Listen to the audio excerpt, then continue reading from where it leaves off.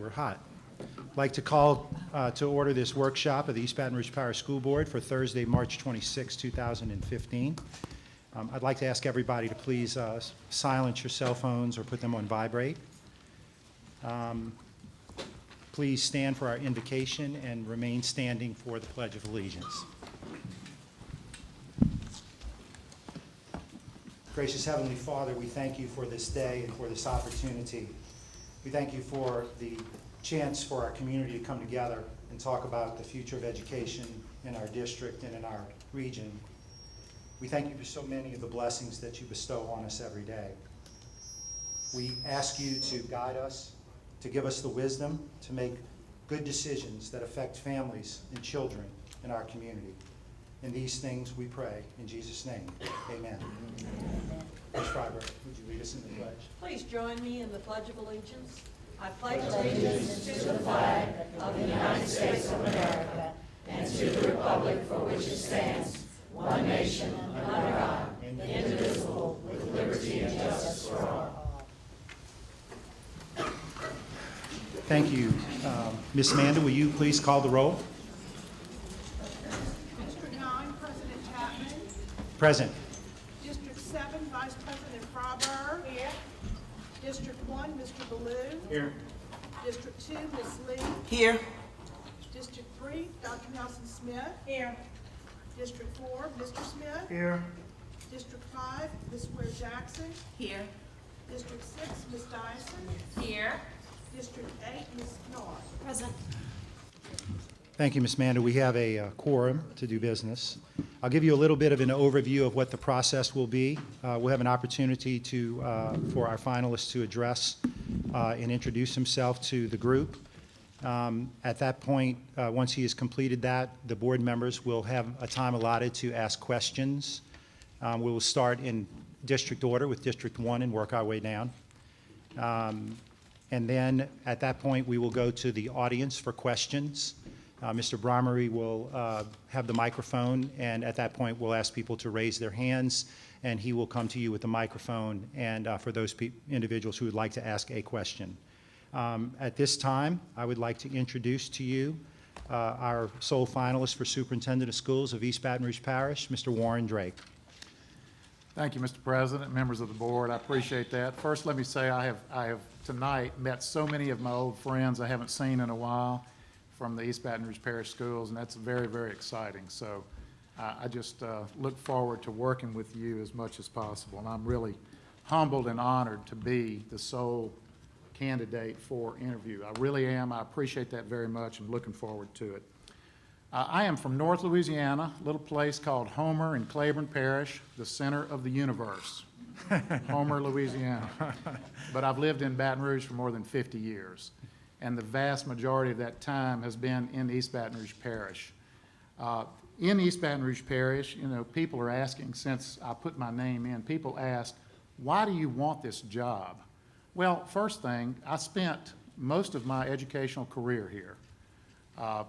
I spent started teaching here in 1974 at Glen Oaks Junior High School. I taught there 9 years, and I loved every minute of it. At that point, I thought I was going to get rich in the hardware business, and so I bought a hardware store. Not that I didn't like teaching, but my grandfather had had a hardware store from the 1800s in North Louisiana in Homer, and I grew up putting together bicycles and swing sets, and you know how that goes, and you have an opportunity, you take it. And so I bought that, but unfortunately, it was the same year that Home Depot came to town. And interest rates were 16.5%. I don't know if you remember those days, back in 1984 and about that time. So I worked in the hardware store about 4 years, realizing that not going to get rich, don't really want to get rich, but the main thing I realized was that my heart was in teaching. I was a teacher. And so I decided to go back into education, and Gary Blocker hired me as a teacher at Tara High School. And I taught there from 88 to 91, at which time Mr. Jerry Boudreau had an opening. His assistant principal was sick. One semester I went to Zachary High School as the assistant principal in 91, one semester only. I came back to the classroom at Tara and I taught another year and a half, at which time I was the economics teacher of the year for the state of Louisiana during that time. Well, after that, there was an opening at Broadmoor High School, and so I went to Broadmoor as the assistant principal for 3 years and loved every minute of that. Then I went to Tara High School as principal for 6 years and loved every minute of that. And then in 2002, I was selected the superintendent in Zachary, Louisiana, Zachary Community Schools. So that's sort of a history of where I've been. And let me introduce my family. Most of my family here, my wife's sort of nervous and didn't want to come, but I do have my oldest daughter, Lauren, if you'll stand up. Lauren is a Tara High School graduate, 1997, and she is an office manager for a doctor and a helicopter pilot. And she's landed in several different places close to my home and elsewhere that you just wonder, all of a sudden she shows up in this helicopter, and her friend Ryan. My second daughter, Claire McVeigh, it's sort of hard for me to say that. She's been married less than 3 weeks. Claire, to her husband, Stevens McVeigh, and if y'all would stand up, please. Claire, yes. Claire is a Zachary High graduate, but she started her education here in East Baton Rouge Parish, went to Brownfields, but before that, elementary. Audubon Elementary, Brownfields, Audubon Elementary, Yes, it opened and closed.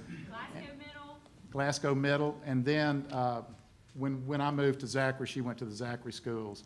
She's a Tulane University graduate, and this is sort of an oxymoron here. She's a Tulane University graduate in political economics, but she works for the LSU Alumni Association.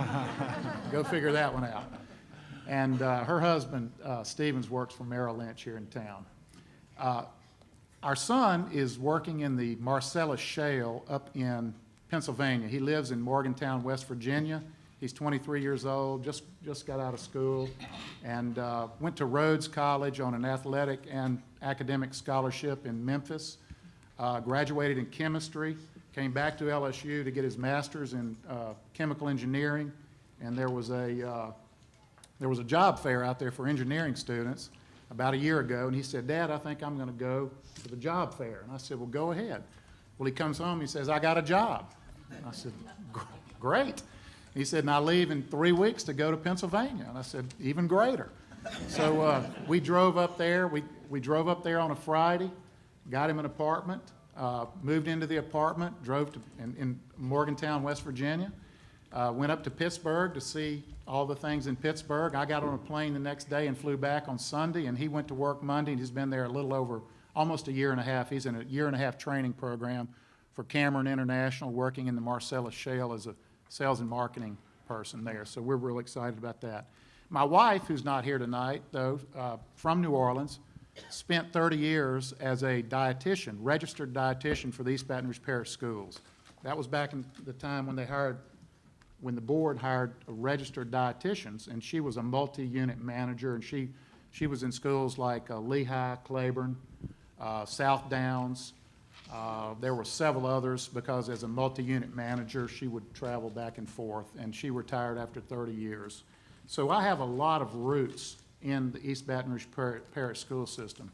And I can say that every person in this room wants what we all want, and that is better for our kids. There's no doubt about that. My grandmother used to say, Warren, she'd say, pick one of three things to do in your life: preacher, teacher, or doctor, mind, body, and soul. If you pick one of those, you'll always have roots and have a great life.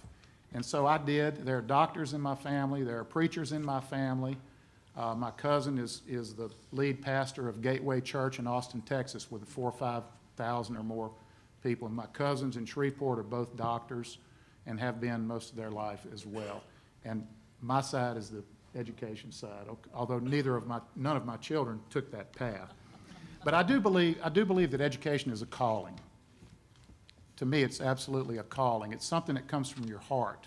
It's different. It's not a job. It's a career. It's something that we do that transcends to the teachers and to the leaders and to the children, where they understand they are a part of something greater. And that may be hard for me to say it quite right, but education is something that everybody in this room knows what I'm talking about. It's something, there's something different about it. And I say oftentimes that we don't always know our product. Up in Zachary, they have Georgia Pacific. I see a log truck rolling down the road, and then I see another truck coming the other way loaded with paper. There's the raw product, there's the finished product. It's not exactly like that in education, but we see them go through our system. And then when that teacher gets a letter one day saying, you were changed my life, and then we know why we do what we do. So having said all of that, I want to say that I've given the board a 100-day plan. And this 100-day plan is built on me not having an opportunity to come into the schools to actually see what's going on right now. But what I think is something that we need to look at closely over a period of time. It represents not just a plan of things we can do, but a philosophy of how we're going to operate. We're going to operate with respect to all of our employees and all of our students. I believe respect goes both ways. And so that's so important. And we're going to, and so you'll have a chance to take a look at this. Many, many people have asked me to see this 100-day plan, but I have not shown it to anyone until I showed it to the board yesterday. I gave it to them yesterday. And I just think that's so important that we as a group are true to each other and trusting of each other in everything we do. And so I wanted y'all to see that first. But the philosophy of the plan is how we will operate, and also how we will, as a team, will address student achievement. And again, I say it was written without benefit of actually getting in the school, so there may be some needed changes. I understand that. You will understand that. But I think the motto that I've come up with, and it's just, and it's on the front of here, one team, one mission. And I truly believe that East Baton Rouge Parish has great things to offer. I know the people I worked with when I was here. There are great schools. There are great people here. And I think there just needs to be someone that pulls it all together. I think sometimes we live in silos, and we have different groups of people who are doing awesome things and different groups of people who may have a different way of doing it. We need to come together. And I know I say sometimes it's not rocket science, but when you go to some of these schools, it really is rocket science.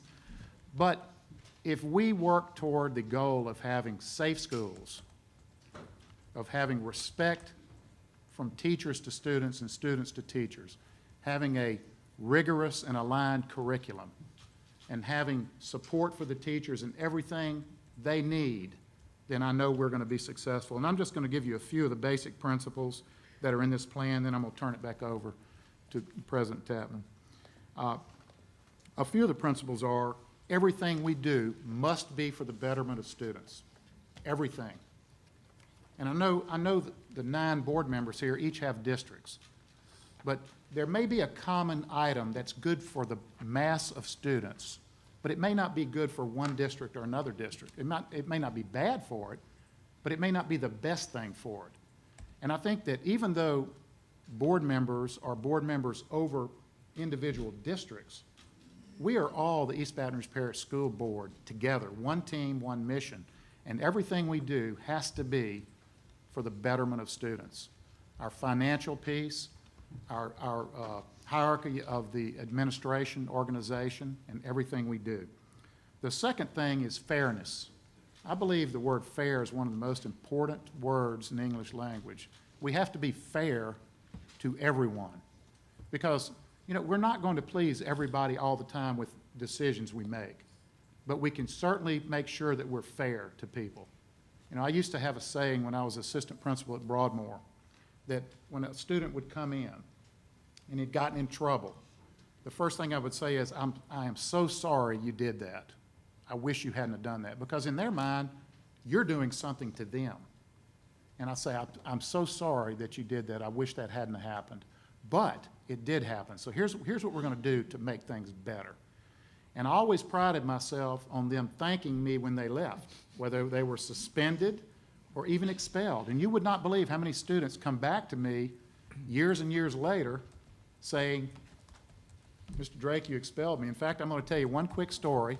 When I got to Zachary, I went to Subway one day, and the girl making the sandwich said, Mr. Drake, how are you today? And I said, I'm doing very fine. How are you? She said, you expelled me from Terra High School. I said, oh, okay. And she said, then I moved to Zachary, and you expelled me from Zachary. And I said, well, I'm sure glad I can see you making my sandwich. That's all. And she's been a friend of mine ever since. But, you know, some kids do stupid things. We all do occasionally. But you know what? It's okay. We're going to get through those kinds of things. But I sure was glad I could see through the glass that day, because I didn't know what, you know, I just didn't know what my sandwich was going to look like. But anyway, I'm going to stop right there, and I'm going to turn it back over to the president. Thank you, Mr. Drake. We'll go now to board member questions, and we'll start with District 1. We're going to have a loose time limit of 10 minutes. I would just ask if a question's already been asked, you know, to try to not be repetitive and to give more opportunities for others to ask new questions, and most importantly, for our community to be able to ask some questions of our candidate. Mr. Bellue. Thank you, Mr. Tatman. Mr. Drake, welcome. And I've had a chance to look over your ambitious 100-day plan. I appreciate the work and thought that was put into it. I've got a two-part question related to student recruitment and retention. First, what's your plan to increase the enrollment in our school system? And what message do you have to families with young children that are currently looking at educational options, and here and in other parishes? What message do you have to them to inspire confidence in our school system and let them know that Baton Rouge is the place that they should be? Well, great schools recruit themselves. And you may hear me repeat this several times during the evening, but we have to be the option for parents. We have to be the choice. And I'm not against any type of education. I'm not against homeschool. I'm not against private school. I'm not against parochial school. I'm not against charter school. I am for public school. And we have to make our public schools so good that a parent doesn't choose anything else. And I understand that there are parts of the parish that are, you know, higher poverty than others. I understand that. But we've got to put the resources into those places. We've got to change the culture in some of those places where we get some wins. We've got to have some daily wins where those kids understand that they are supported by all of the staff. But we have to be the choice. And the way to be the choice is to increase our schools' school performance scores, the district performance scores, and we do that by supporting them. If you have to have safety in the schools as well. So we have to be where our schools and students understand what they're getting into when they get into that school. They have to be, I want our teachers out there, and I know they do this, greeting those students when they come in. I want the teachers at the door greeting those students when they come in, saying bye when they leave at the end of the day. So we can do that by developing a culture in every school. There needs to be a culture in every school. I'm sure there is right now. But until I get in there and take a look at that and really uniform it, have it uniform across the parish, then I won't know. But really, great schools will recruit themselves, and I'm going to tell the parents that we will be the choice for East Baton Rouge Parish students. And I truly believe that our numbers will rise and rise quickly. We have to provide for all kids, though. Special education needs, I know that our numbers are like 13.4% special education students in East Baton Rouge Parish. We have gifted and talented students. We have students who are in need and in poverty. So we have to be the choice, and we have to make them where parents will choose us. Thank you. Looking ahead, what key measures would you like we as a board to evaluate your performance and the progress you've made, and to know that you're a success? What are those key measures you would like to be evaluated on? Well, part of the, I'm going to be a little hard on myself here for a minute, but part of the goals that I have is to increase the school performance score of every school. Education is not about and I'm going to say something that's probably going to sound odd to you, but it's not about being number one. And I'll be honest with you, when we were in Zachary, we talked about being number one at first. And then after the first year, you start realizing it's not really about that. It's about doing the best you can do. If every teacher is doing the very best they can do, then the rest takes care of itself. If you take care of the little bitty things, the very small things, then the big things will take care of themselves. So I think that one of my goals is to have the school performance score go up every year. It's about growth. It's about growing every year.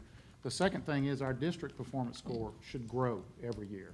The third thing is we should increase our student attendance rate at every school. And I understand when I say 100%, I understand that's probably not going to happen and may not happen, but it certainly needs to be a goal of ours, that every school increases the student attendance rate every year.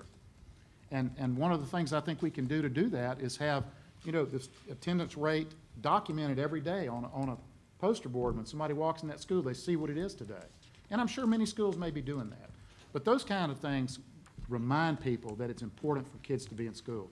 And we also have to make sure that parents are given the opportunity to hear from us through letter and through a lot of different ways, talking about how important school is to be there. A parent is the first and should be the most important teacher they ever have. And so we're going to talk more about that. Another goal is we want to increase the student population of the parish schools overall, and then recruit and retain the best teachers and raise standards for all students. I believe in high expectations.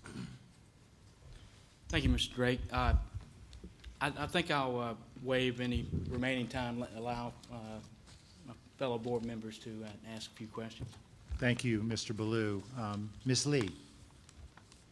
Thank you, President Tatman. Good evening, Mr. Drake, and welcome. Thank you. I want to make a comment first. Some people think this system is broken. I personally don't believe that. But given the job to yourself, tell us how you plan to fix it. You know that old song, God gonna fix it, he can fix it, Tell us how you are going to fix this system, which again, I don't believe it's broken, but there are some things that needs to be done, but it's not broken. But tell us what you're gonna do to satisfy those people that broke away from us and those that wanna break away. Tell us how you're gonna fix this situation. Well, I agree with you. It's not broken, and I'm not here to fix this system. I don't have a magic wand. I work hard. I bring diverse groups of people together, and we work hard. So I don't think the system needs to be fixed.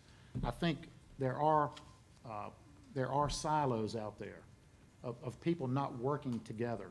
So I think what we need to do is we need to boil it down and take a look at what we have and make sure that our curriculum is aligned, that make sure we have the very best teachers and principals in the schools. And I'm sure there are fantastic principals there. And then we need to make sure that our message through our vision and our mission is put out in the schools and that we follow that every day. For example, I see the strategic plan right now. The bold goal, I've looked at the strategic plan pretty in depth, and I think it's very good. And the bold goal is very bold. I understand that. But when you look at that bold goal, I don't know that it's about achieving a number. It's about each little person doing something that is really good, is a microcosm of excellence. And I have the ability to motivate people, to hire outstanding people, to bring them together, and then create a team atmosphere. And once that's done, then you begin to exponentially see growth in certain areas. And so I don't think it needs to be fixed. I was here many, many years. It's a great school system. But I do think we need to get out to the public these small wins that we have. There are a lot of great things going on in these schools right now that we have got to make sure that are on the front page all the time. For example, I think that, I used to tell my teachers at Tara High School that you need to celebrate the small successes, because when the bad thing happens, and you're in a school, it's not if something bad's going to happen, it's when. stuff happens in schools. It's life. It's a microcosm of life. When something bad happens, the public and the people are going to say, that's no big deal. It's a great school. And so you have to make sure that you get out to the public and everybody's preaching the same vision and same mission. I see Stacy Dupree sitting back here. Stacy was a counselor at Tara when I was there. She knows what I'm talking about. You have to make sure that you get out to the public exactly what we intend to do. And so I don't think it's something that's going to come in and all of a sudden we're going to put something down and it's going to be fixed. It's not about that. It's about bringing a team concept, putting the best people in the best places, maybe moving some people around to a different bus. You know, I'm not here to come in here and take people and go, you don't belong here, and you don't. That's not what I'm here for. What I'm here for is to take a look at this system and work with you, the board members, and work with the staff, and create some new exciting staff that can come in here and build a vision and a mission and make this strategic plan, take it off the shelf if it's on the shelf, and make sure it's something we live by on a daily basis. Because I think if we do that, then everybody then becomes a part of the whole. When everybody feels like they're a part of something bigger than them by themselves, then you begin to have something really exciting happen. The students begin to manage themselves, for example. Kids and parents want their children to be disciplined. They want to have order in the classroom. So all of these things are a piece of that puzzle that I think we can bring together and do. Great, good answer. Okay, one other thing. I can't wait for the next one. Well, how do you plan to keep yourself professional and personally renewed?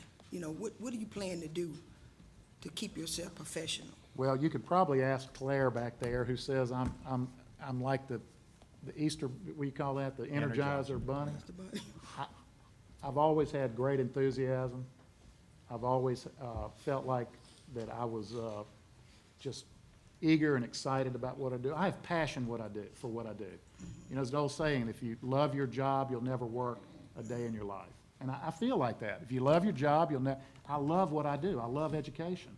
I loved it when I was at Glen Oaks Junior High. I loved every position I've had when in education. And so, I don't know, maybe I need to take more vitamins. That may help, you know, but I know it's a huge challenge. I understand the challenge.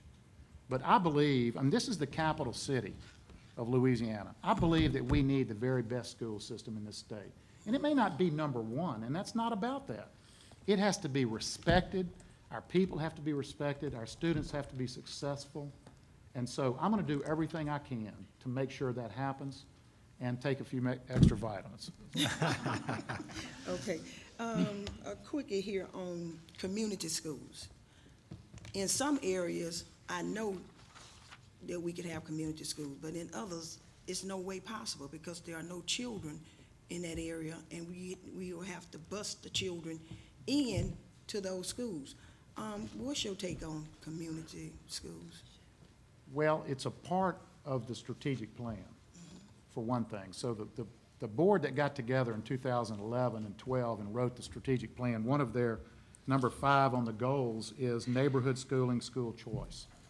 So understanding that 64% of our students live above Florida Boulevard, and several of our schools are now in state control, we need a school in North Baton Rouge. And when we talk about community schools, and we need schools in other parts of Baton Rouge. We need a school in the southeast part of Baton Rouge. We do. But let me talk about the community school for a moment. Okay. When we vision community schools or neighborhood schools, you have a vision of students riding a bicycle to the school and putting it in the bike rack. And that's really what it should be. But we're bigger than that. So, and that will happen in some cases if you have neighborhood schools, and that's awesome. But I more envision that, and where parents can, when they select an elementary school, that they know the pathway for their students through high school. I think that's important. I think it's important that if a student chooses this elementary school, that they know they're going to go to that middle school and that high school. And I don't know that it's always been like that. I know that we've changed things around so much over the years. We need some consistency in this district and with those kinds of things. My kids, Claire and Adam, rode the bus to transfer at Independence Park. They said, "Dad, man, that's interesting over there." I said, "Well, good luck. Keep riding. Do the best you can." And that's what they did. And I'm glad it's not there anymore, but I know it's somewhere. And I'm not so sure that it doesn't, I would like to see the transfer point be looked into very carefully and maybe do away with that if possible. You know, kids have a hard enough time riding the bus anyway. And so I just don't think it's good for them to go to a place and then get off of a bus and go through, you know, different groups of people going back and forth. It's just not, it's not productive. And so, but I think neighborhood schools, if we could get to the point where we could have parents understand the progression of their children from elementary through high school, I think that's a big win. And I know it happens in some cases, but not in all cases. Okay, thank you. Thank you, Ms. Lee. Dr. Nelson Smith. Okay. Good evening, Mr. Drake. Good evening. Okay, your experience as a superintendent are solely in Zachary, with about a 5,000 student body population.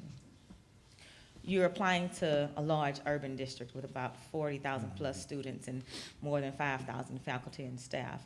How do you feel that your experiences in the past have prepared you for such a large district? That's an excellent question. Thank you. I think that leadership transcends size. I think there's a leadership portion to this that regardless of the size of the organization, I feel like I'm a very good leader. And to be a leader, you have to have people following you. I have a good friend over at Lakeshore High School where my niece and nephew graduated from, and I was over there about 3 or 4 years ago. And we were walking around. The school was in its first year. And we were walking around, and I said, "What makes you a good leader?" And he was a young guy in his 30s. And he said, "Well, my dad once told me, as a leader, you better turn around and look and see if anyone's following you, because if not, you're just out for a walk." And I thought about that, and I went, you don't need a title to be a leader, number one. A lot of people think you need a title to be, you don't need a title to be a leader. Number two, if they're not following you, you're not a leader. I think that my experience in everywhere I've been, including teaching and principalship, has been such that the people, I don't want to say follow me because we do it as a team. I'll do whatever I need to do. I'm not in that job to get recognition. You want to give it to the people who are actually doing it. I feel like I'm the cruise ship captain sitting up there, you know, steering, having the vision and steering the boat, getting the right people in the right place, and making sure from that pyramid down that everybody's doing what they need to do. But if they don't follow you, you're not leading. And so I don't think, yes, it's a smaller district, but I think the leadership attributes transcend leadership in any organization. I think I would be a good warden at a prison, probably. I think I would be a good leader at CATS. I think I would be a good, Don't tell them that.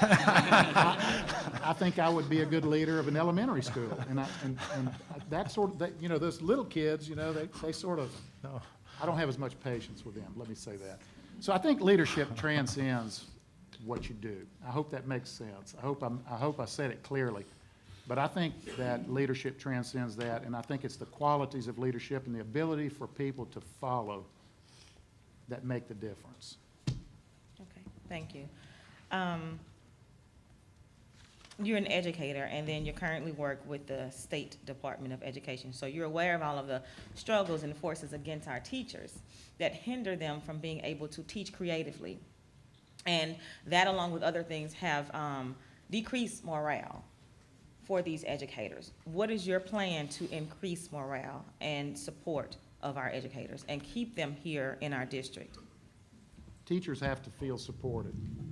A teacher, and some of these veteran principals out here who I spoke with beforehand know what I'm talking about. Teachers will choose a school because of the leadership in the school before they choose the salary that they're going to make. So I think if teachers feel supported, not that they're not now, I don't know what the situation is, but I think, number one, teachers have to feel supported by their principal. And principals have to feel supported by their superintendent. And so once that is in place, then if you have a great situation there with a teacher in a school who loves being at that school, who is supported, who has safety in the schools and support for everybody there, they will stay there even though they may be offered more money somewhere else. So the first thing is support. The second thing is that the State Department of Education, I think when we rolled out the Compass, the evaluation system, it really should be a teacher professional development type tool rather than an evaluation tool. And I think it's slowly becoming that. I think that observation and feedback is important, because I remember when I was teaching at Glen Oaks Junior High, the principal would come by every couple of days, say, how's it going in there? Great, it's going great. And that's good. But I think it's important in the time we're in now that the teachers not only are supported, but are given the feedback they need to feel supported, number one. Number two, also, I think that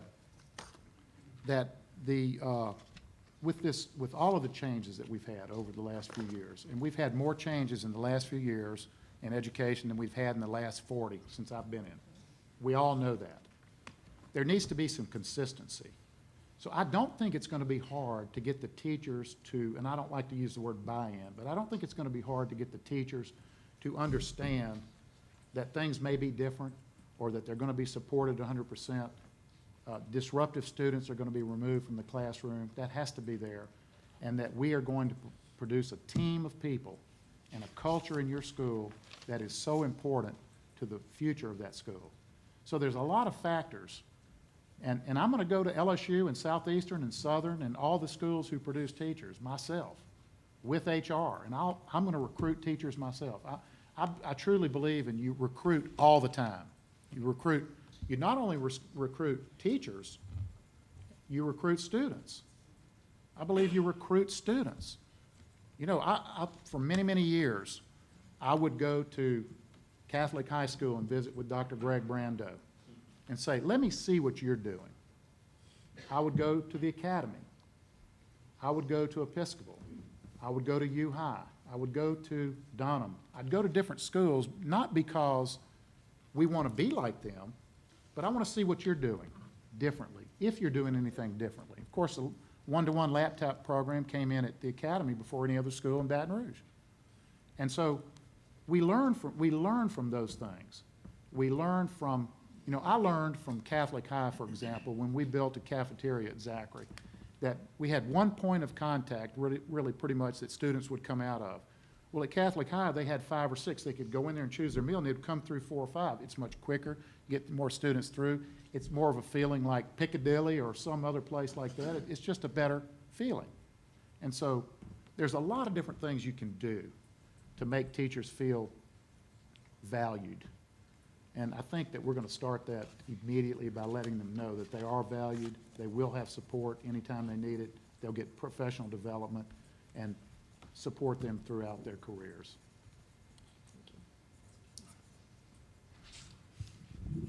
Thank you, Dr. Nelson Smith. Mr. Smith. Thank you, Mr. Tatman.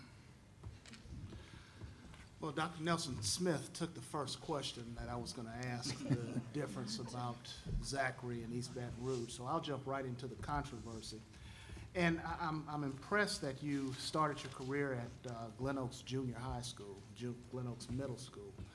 I think you would be saddened to go over there now. With that said, since that school is being run by the RSD or some other entity or whomever, what type of plan or presentation or what skill set do you possess to go to the State Department and say, and you said it best, 64% of our school population is in North Baton Rouge.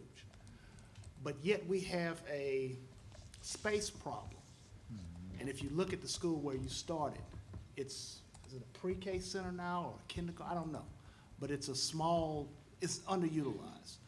What type of plan would you put together to go to the powers that be it the State Department, the Chamber, the legislature, to argue on EBR's behalf for the return of schools in the North Baton Rouge area where we have our largest population? Well, the answer is simply, I have a great relationship with the state superintendent, with Patrick Dobard, with Chris Meyer, with all of the people who are involved in that process. And I understand that they have the new schools for Baton Rouge and that there's the achievement zone. I understand that. But I believe that the East Baton Rouge Parish School Board should be running those schools. I've already talked to some people about returning Estruma. When you look at Estruma High School, you've got 2 alumni groups at Estruma High School who are passionate about Estruma High School. I mean, it was a great school for years and years and years and years. And they want that school back. And we need that school back. We have very few high school opportunities in North Baton Rouge. I don't want to give away all my secrets tonight. Please don't. But I do have a plan. And I don't want to shut it off there, but I do have a plan Well, I for think, what I want to do. I think from your response, you have a grasp of that issue, and I'm glad that Estruma is personal to me. I used to represent that before our board was kind of reconfigured. That's good. And I'm looking at your background, Terra High School, Zachary, back to Terra, Broadmoor, Terra, and then Zachary Community School System Superintendent. You've been in places where, having grown up in Baton Rouge, I know this, where you've seen a vast change, demographics. How does that experience, how will that experience help you in dealing with EBR as a whole? Well, when I arrived at Terra High School in 1996, we were approximately 78% African American at the time. We hadn't had a National Merit Scholar in many, many, many years. We had very little of a band. We had, we weren't providing students what they needed, all students.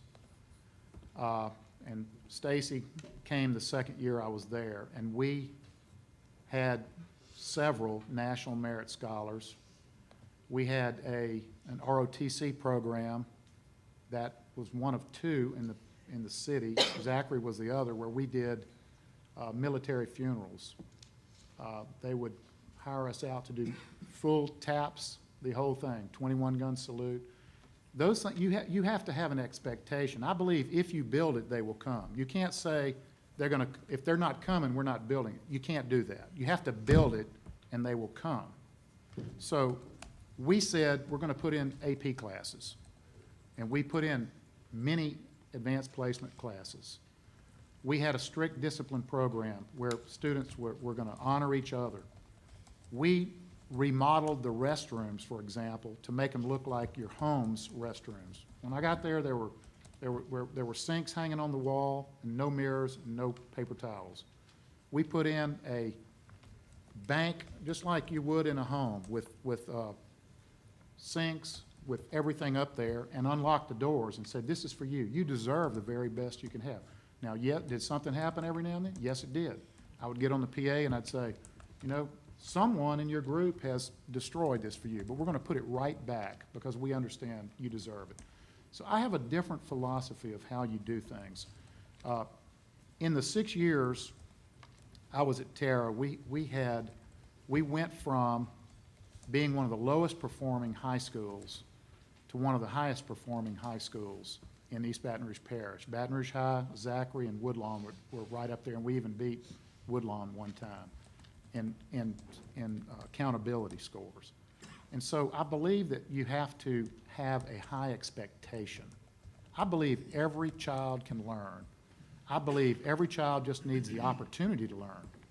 And so I really think it can happen. I really think that I'm extremely good with all groups of people.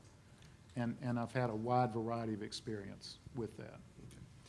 You stress on your ability to bring people together and guess take different ideas and do what's in the best interest of kids. There are 144 people downtown and one person sitting in that curve on the interstate that think they know education better than the educators. What will, in this role as superintendent, what will be your approach to dealing with the legislature and the governor's office on forming education policy? Will you be a visible force at the legislature? Will you testify? Will you do things to advocate what educators want instead of politicians and someone who thinks they're going to move to 1600 Pennsylvania? I think that's going to be us in this room that decide that, but I'm very comfortable doing that. I know many legislators. I actually worked in the legislature when I was 13 years old as a page, believe it or not. But you have to be 16 now.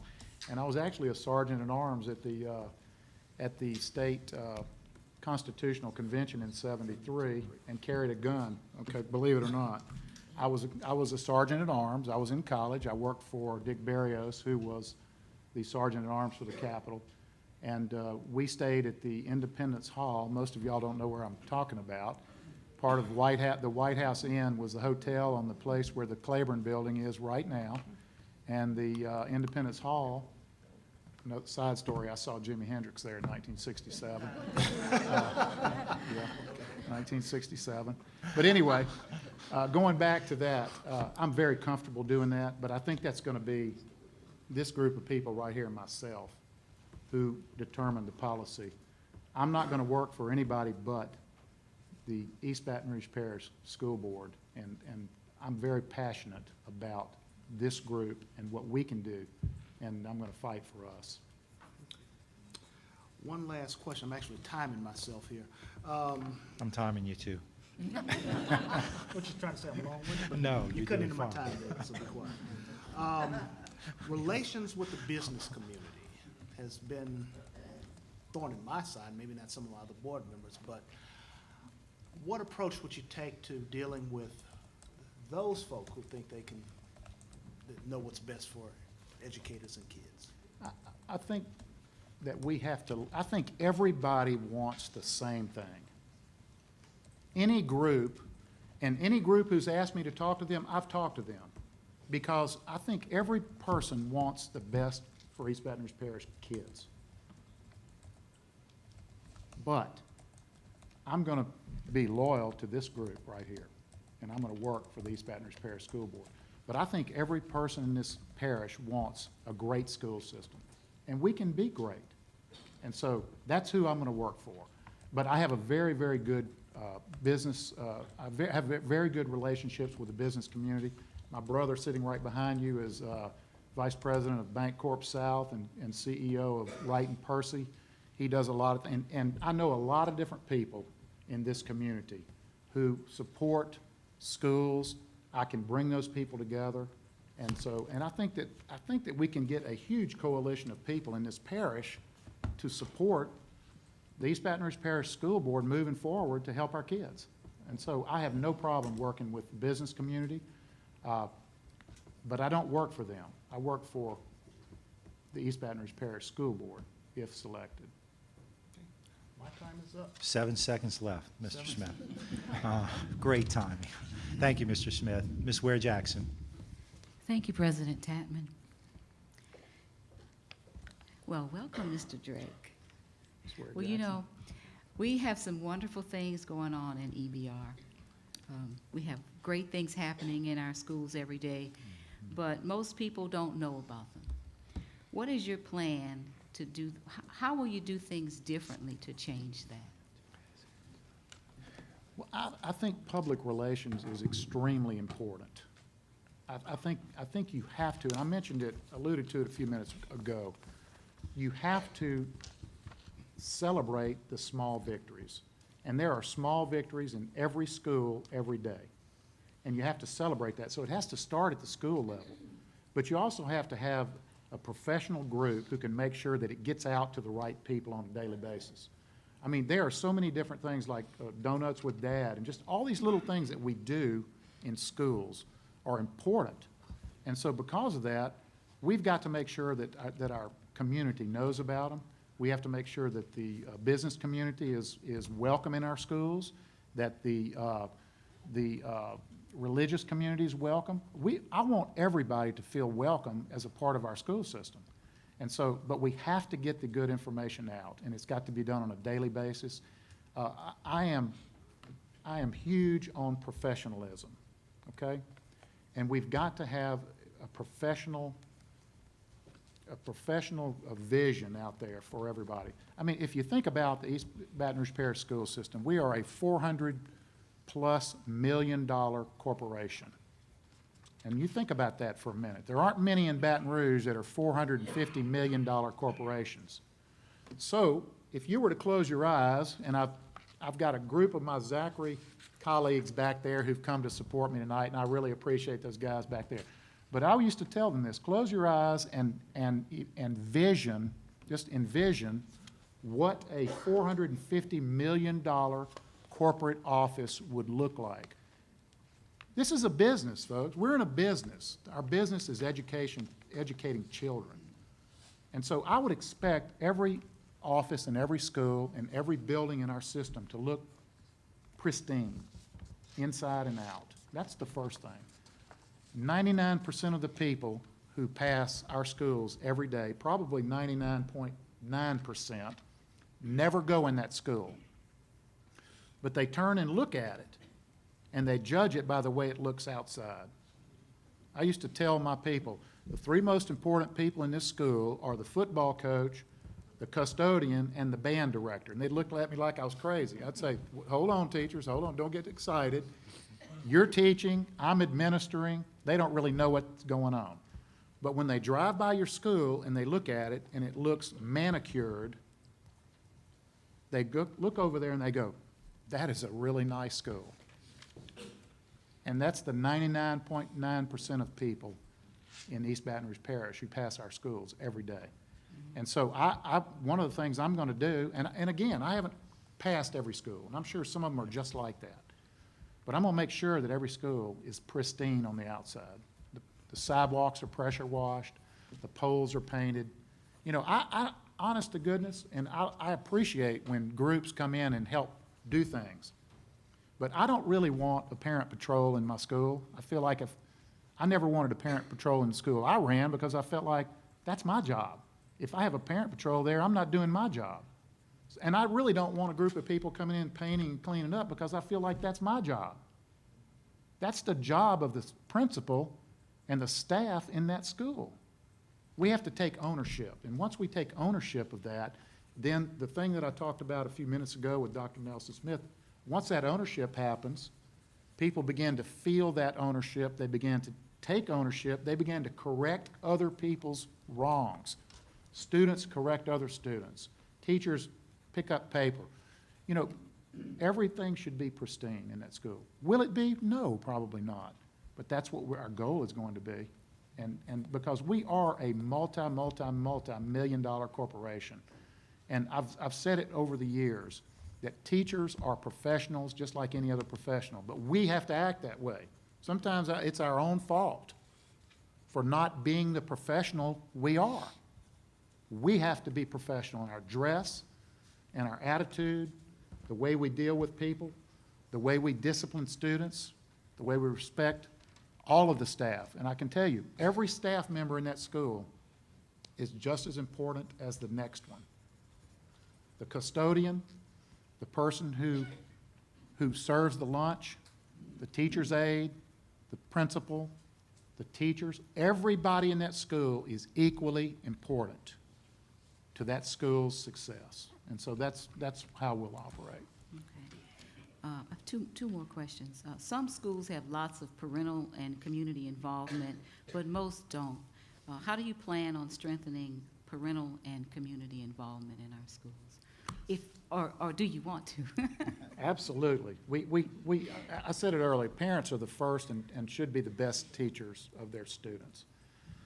I was talking to a person the other day, and I said, you know what, wouldn't it be nice if we could give out information to every parent of a newborn child in the hospital? We have to promote the school system, our school system. I would like to see them get a disc or something, a care package to go home. Every child who's born, a parent of every child born in every hospital, there's about 5 of them in our area who deliver babies. So wouldn't it be nice to send that home with them? Or they can look at it and go, the East Baton Rouge Parish School Board, these are the things we're doing. We look forward to seeing you in a few years. I mean, we have to promote ourselves. If we don't, nobody else will. And that's every person. Because that person, and I talked a moment ago, that person who is the custodian, who is the teacher's aide, those people are just as important because they are helping our children become educated, okay? They are helping our child become educated. And I used to talk to the employees about that. And when I would talk to the employees about that, I'd say, you're just as critical as anybody else. Yes, the rubber meets the road in the classroom most of the time, but you're just as critical. And it's sort of like that old story about the cathedral. The man walks up onto this cathedral being built. He says, what are you doing? He says, I'm laying brick. And he said, what are you doing? I'm cutting the brick. What are you doing? I'm working on this window. And he asked the last person, what are you doing? He said, I'm building a cathedral. That's the answer. That's the answer. We're all a part of the whole, but we are the whole. Yes, that person who's laying the brick is building that cathedral, but in his mind, that's all he does. If it weren't for him, you wouldn't have the cathedral. He is building the cathedral. And so everybody has to feel like they're important, have to feel like they're a piece and a part of the system. And so those things come as we change the culture of the schools, as we change the mission and vision of what we want to do. And it's not that the vision and mission we have now is wrong. It's just that we maybe need to take it off the shelf and may need to put it in the schools and make sure we live by it on a daily basis. Okay. Now, over the last few years of my board service, I've heard that employees don't speak up about things that they think are problematic within our district because of fear of retaliation. What are your thoughts on ways to alleviate that fear? Well, my leadership style, number one, is that I don't want a lot of yes people around me. I want people who are going to say, wait a minute, this is a better way to do it. A lot of my leadership style has to do with brainstorming. I think you need to brainstorm things and find better ways of doing things.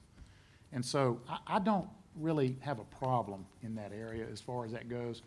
I just think that you have lots of different ways of doing it right. And if you would, repeat that question for me one more time, because I want to answer it a little more correctly. What are your thoughts on ways to alleviate fear of retaliation when teachers or employees feel like there are things that are problematic and they don't want to speak up about them because they're Respect afraid? and rapport. That's the answer. You have to have a respect. You better have one of the two. I'm looking at Sherry Brock over here. I've known her many years. You have to have one of the two. You have to either have respect or rapport. If you have both, you're going to soar out the roof. Because once you have respect and rapport, then people are comfortable talking to you. And that's what you want. You don't want, there are a lot of different ways to lead. Fear is not one of them. That's not the right way to lead. And I'm very sorry that that's part of what's happening in some schools, that there's fear of retaliation. There shouldn't be. I used to have when I was at Terra High School, I never had a teacher sign in because I wanted to treat them as professionals. But here's what I told them. I would say, you're not going to sign in, but guess what? Every now and then, you're going to have a flat tire, and you're going to be late.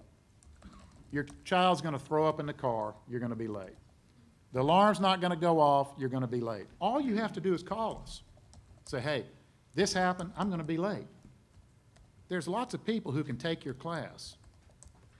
I think we had probably one of the highest attendance rates in East Baton Rouge Parish for faculty and staff, but nobody ever signed in there, ever. Now, I'm not saying that's what I'm going to do here. My point is that when you have the respect and the rapport with people, some people may want that back there. But we'll talk.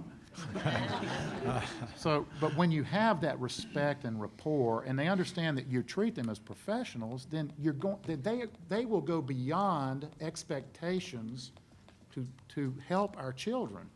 They will go beyond the call of duty. Those same teachers are not clock watchers.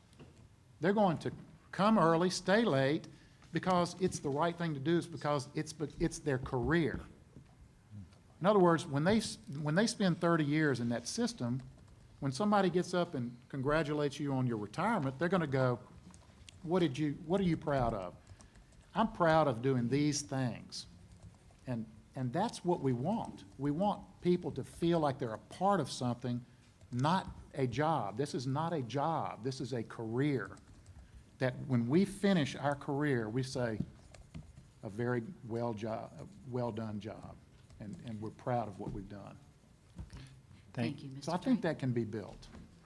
Thank you, Ms. President Ware-Jackson. You took up Mr. Smith's extra 7 seconds. Ms. Dyson. Well, first, let me thank you for coming and for bringing your family and your Zachary supporters, because that really does mean a whole lot to me. That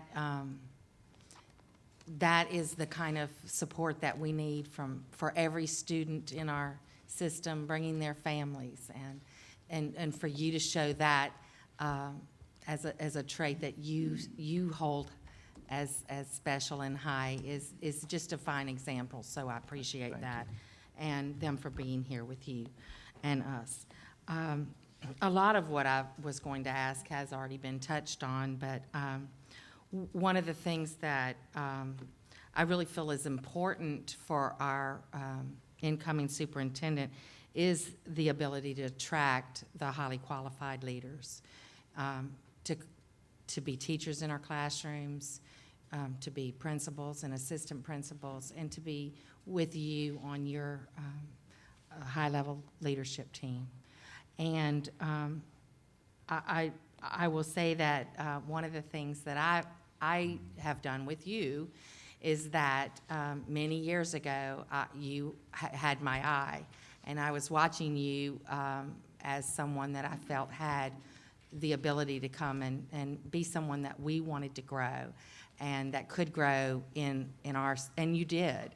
And then you won the award of Principal of the Year, and very quickly left. And so, but I am glad that you went and had that learning experience as well, although I really didn't want to lose you at the time. I think it's a benefit to both of us now, all of us. But one of the things that I think that we used to have that I've not seen at the level that we used to have it is that growing our own. We used to have what I think was called a Principals Academy, and I had always envisioned some of our mentor principals that we have, and some which we've lost since you've left.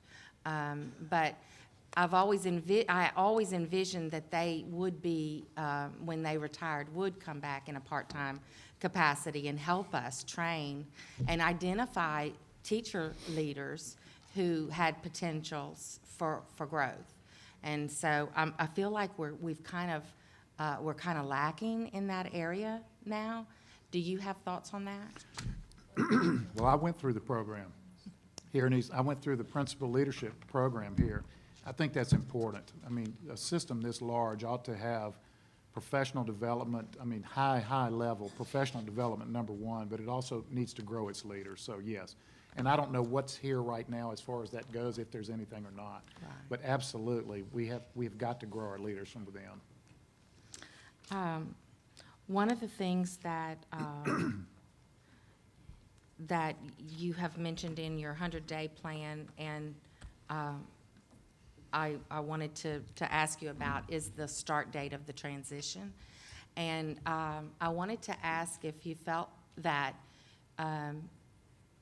that was just a date that you picked, or did you feel that you would not be available to contribute? What I'm really getting at is that I feel like some very important decisions are being made daily in our district, and I'm thinking that an incoming superintendent would be very valuable to include in those major decisions that are being made. And so I'm trying to see if, really get your feel on how quickly you feel like you could get in here and try to, set up a meeting and start this transition plan and try to work together with your input being included. Well, I can be here tomorrow if you need me. But Good actually, answer. no, I just picked the date. I understand that the superintendent here is here through June 30th, and I was being a little presumptuous that, so I picked a date which was about 100 days from school starting. And so that's why I picked May 1st, which goes through about August 8th, which gets us 2 days into school. So that's the reason, but I mean, I'm certainly open to further discussion. One of the things that I think had good intentions, but I'm not sure has played out in a way that is desirable, is this policy that we have 2 superintendents ago. We started with a policy of a 3-year rule. And once you started at a school, then you couldn't request a transfer for 3 years.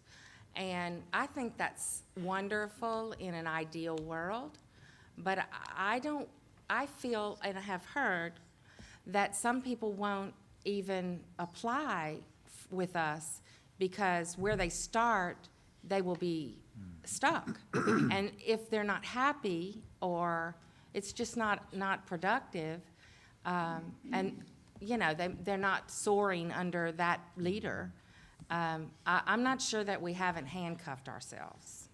What are your thoughts on that? And I understand the need for continuity, but what are your feelings about that policy and if we should revisit that? Well, I think you probably should. I think teachers, again, I don't know exactly how many there are, so I'm speculating right now. But I think it would be good for teachers to teach as close to their homes as possible if they live in Baton Rouge. I think that's one thing. If we're talking about one of our strategic goals is getting back to neighborhood schools or community schools, then that's part of that. But I would think that we would need to take a look at that and see. I mean, if it's something that's been in place for a while, if it's worked like y'all want it to work, then you leave it in. If it hasn't worked as great as you think, I think you take a look at it and discuss it and change it if needed. And what are your thoughts on principal personnel autonomy, and are you thinking that, I noticed in your plan that you felt that there is a sense of urgency. I really like to hear that. I think that's a very good thing for us. And I'm wondering, you mentioned going to each and every school and talking with leadership there, principals and assistant principals. What are your thoughts on transfers in that case? Are you going to support personnel autonomy with our principals? Well, if you're talking about financially, I'm talking about personnel and just the decision if this person is suited right for our school and our team and what we're developing here. I think it's very important for a principal to be able to select a team as much as possible. Now, as far as autonomy goes, I don't think that the school has to be completely autonomous financially and everything. We just don't have the the financial experts in every school. We have the secretaries who know, but, so let's back off of that for a moment. But I think that the principals, and I've been there, have got to be able to select, you know, the people that they think are the best fit for their team. It may be the grade level, it may be where they are located. There's a lot of reasons, there's a lot of factors that go into that. But the way we've done it in the past, here in East Baton Rouge Parish, for example, and in Zachary when I was there, we would have a pool of candidates, and they could take a look at this pool of candidates and begin to narrow down those kind of things. But I think it's important. Sometimes, you know, you go back to sports and everything else, when you just are given a group, you know, you may not have the chemistry that you need. Chemistry is an important part of that team becoming that you know, that dynamic organization in the school. And so I would be willing to take a look at that for sure.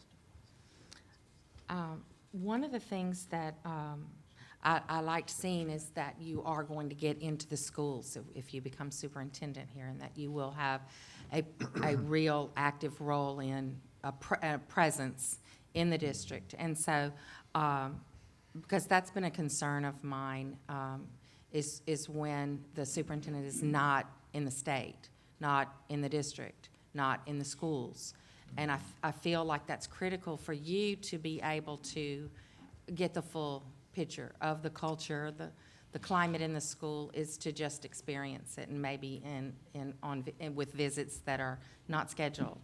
And you get to really see what is happening and how do those students react, and, you know, what it's all about. And so, Well, I didn't have a ticker on me, but I walked the campuses when I was principal. Jamie may never find me. I may forget where my office is. I believe in being in the schools. That's where the leadership has to be. If you expect good schools, you've got to be there with your principals and your teachers. They have to know you support them, and you have to be there to support them. So that's where, I'm not going to be a person who sits at my desk on a computer all day, I can tell you that. And my family knows that. They know I'm not going to sit at a computer all day long. But I'm going to be where the superintendent should be, out there in the schools, working with principals and teachers. And that's where we need to be. Thank you, Ms. Dodson. thank you. Ms. Bernard. Many great questions from my colleagues. My questions are regarding the budget. All school districts have faced funding challenges in recent years. Maintaining a fund balance is important to the financial health of a governmental body. How can we become more efficient with existing resources so that more of the funding gets to the classroom level and still maintain or increase our fund balance? I have a part B to that. Let me give it to you right now. Okay. How will you see that resources are allocated equitably and still maintain special programs such as magnet, gifted, special education, the arts, athletics, and also provide for those who need additional help? Well, I think that many times school districts, I have a saying, it's not about the programs, it's about the people. This is a people organization. We need to respect and love our kids and our employees. It's a people organization. It's not a program organization. I can go to every school system in the state and find a good program and good people. We all can. Excuse me. So when we add programs, and sometimes we tend to think that we add a program that's going to solve a problem, and oftentimes it doesn't. But the problem is, many times when you add a program, you add people with the program. When the program doesn't work, you get rid of the program, but you don't get rid of the person. And I don't want to say get rid of, but they come with the program, but they stay after the program. And so I think there's going to be some real efficiencies that we can look at by duplication of services, by duplication of jobs. And we have to eliminate unnecessary positions. I'm not out looking for people's jobs, but there may be instances where there are duplication of services that we need to take a look at. The state continues to tighten the grip on school districts. And the reality is And part of my job is to help build capacity in districts where they can do these things. And so the State Department is sort of doing away with itself because of that.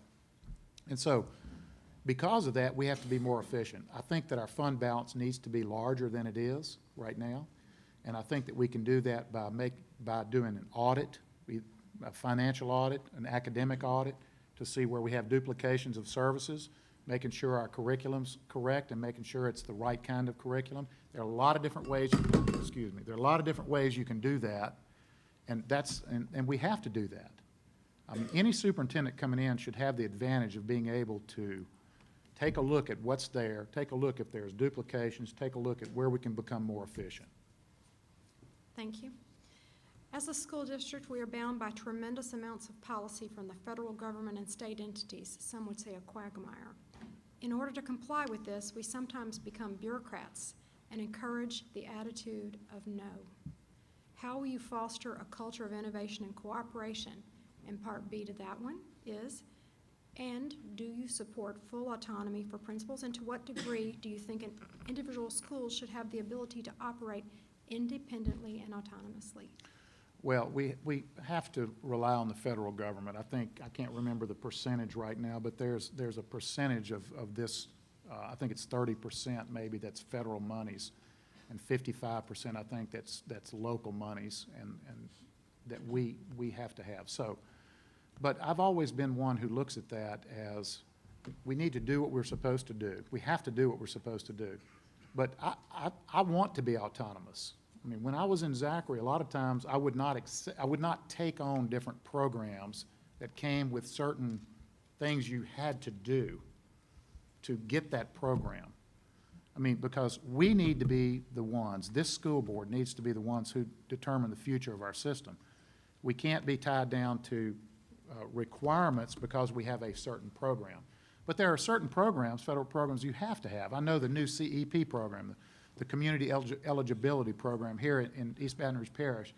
Because we went with the CEP, the way they are determining free and reduced lunch students has caused us to lose Title I monies in East Baton Rouge Parish because we're not doing the free and reduced lunch forms. And I can't give you all the details on that. But it's not only affected the East Baton Rouge Parish School Board, who is participating in the CEP program. Districts that aren't participating in the CEP program are still being judged on the same evaluation system, not using the forms, but using other methods of poverty.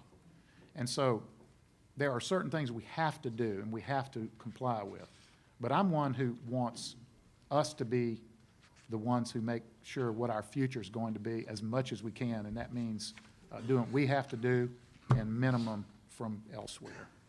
Thank you. Do I have time for one quick You one? do, absolutely. Okay, my last question for you. Our community has been divided along the lines of race and socioeconomic for decades now. I believe that through education, we can come together as one whole. How might the superintendent and school district be instrumental in this respect? Well, I've always worked with diverse individuals all my life, and I get along with everybody, and I'm going to make sure everyone feels valued. I'm going to visit with everyone. I'm going to make sure that they know how important they are to the system, and that is not a problem at all. That's something that I cherish, actually. So that won't be an issue at all in this school system. And I don't really feel like, I don't look at it as race or this or that or poverty. We have poverty. I think poverty is the key issue, not race. And so with poverty being the key issue, we need to make sure where there's the most poverty, we have the most support. And I believe that if you do that way, then you're going to have positive results. Thank you. Thank you, Ms. Bernard. Vice President Freiberg. Good evening, Mr. Drake. Good evening. I think I'm going to piggyback on a question that Connie asked, and you probably have answered it in the answer you gave to one of Connie's questions and in your strategic priorities on your sheet. There has been a motion made by our board to have a financial educational audit of the district, specifically to assess the alignment between human and financial resources and core instructional priorities. Analyzing the cost of the time people put in, the human capital, the programs. Would you support such an audit, or do you believe such an audit would help you? I think any superintendent, new superintendent, going anywhere would appreciate something that gives them an idea of where we are. And I mentioned the duplication of services. That is one of the most important things that I think could come out of an audit, for example. That's a financial or managerial audit or whatever, academic audit, whatever. I think all of those need to be done. I think that you have to take a look at the cost of it, though. So I think more importantly is our cost of it. But I think any superintendent would appreciate having something in their hand showing that there may be duplication of services here. It's pretty obvious that our fund balance is way too low for a district with our budget. And so we've got to change the way that happens. And I've read over the budget issues over the last few years. And so I think we need to make sure that we don't have duplication of services, that we have the right people in the right place. And it could be something just like that. You know, there are a lot of good people in East Baton Rouge Parish, but they may not be in the right place right now. We need to take a look at what they are doing and the efficiency of what they're doing. But the number one thing is everything we do and everything every person does has to be related back to student achievement. If we've got people doing things that have no relationship to student achievement, we have a problem. And that may have come with a program that's no longer here. And so I think it would be an advantage for any superintendent to have an idea of where we stand financially, where we stand in managerial services, and where we stand academically. Thank you. I think one of the advantages of going last is, or next to last, is most of the questions have been answered, so I'm going to pass to Mr. Tatman. Thank you, Ms. Freiberg. And you're absolutely right. All of my questions have been answered. So I'm going to come up. I won't take long, just briefly. You talked a little bit about PR and about communications.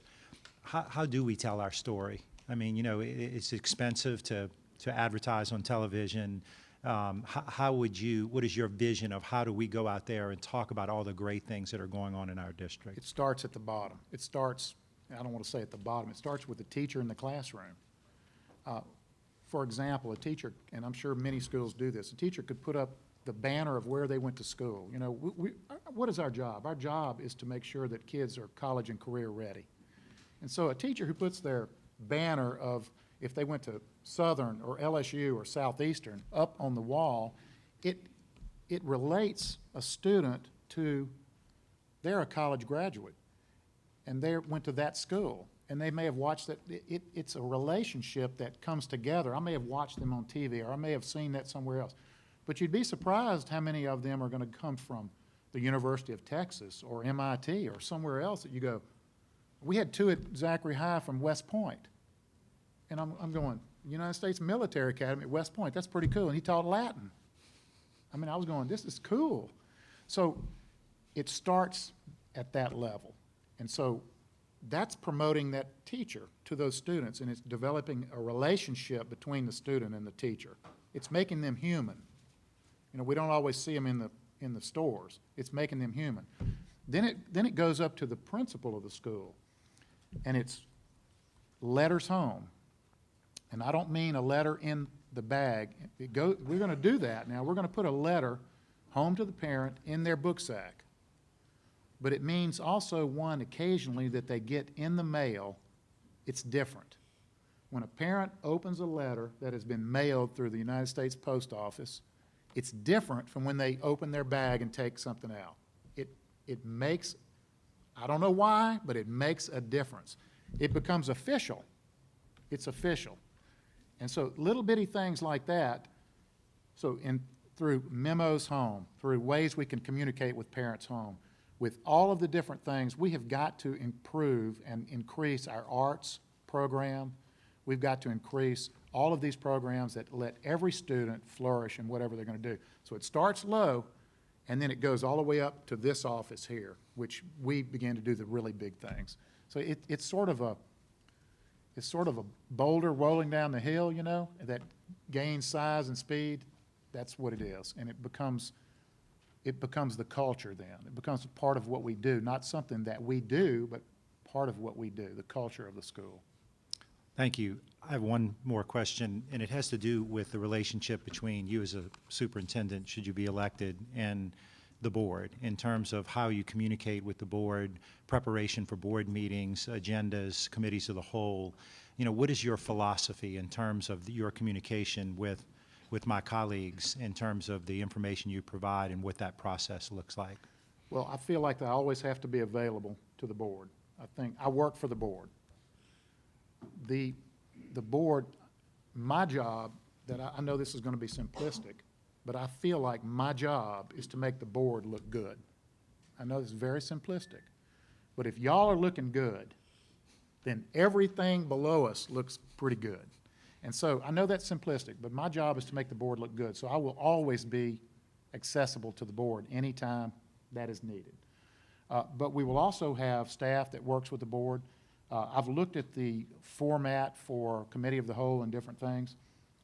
Personally, I feel like we need to move to a work session format before a board meeting. And there's a reason, because the committee meeting before the board meeting may be a week ahead of time. Maybe someone missed it. Maybe we didn't discuss it enough in detail. In a week later, it may not be fresh on our mind. If you do a work session before the board meeting, everybody understands, oh, that's what that's about. Oh, I don't know if we ought to, let's take that off, or let's add those kind of, you can't add it at that point. But if you have a work session, then everybody goes into that board meeting understanding exactly what the agenda is, exactly how I'm going to work on it, and votes on it that way. I think it's advantageous. I've seen many different boards do it. And so I would recommend at some point we go to a retreat and talk about, you know, the format of the way we operate as a board. But I will always be available for board anytime. Great. Thank you very much. That concludes the board's questions at this point. So we'll now go to the audience. Mr. Bromry.